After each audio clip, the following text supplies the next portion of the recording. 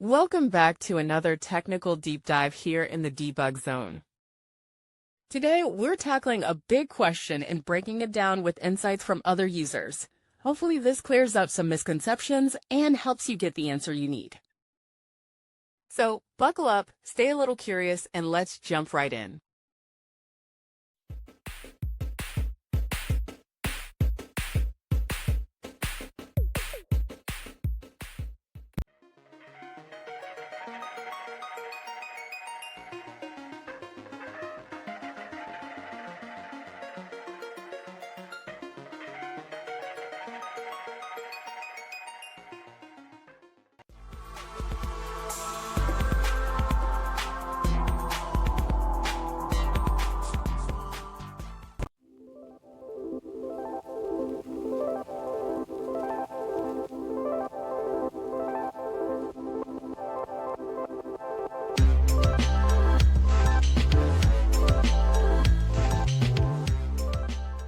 And that's a wrap.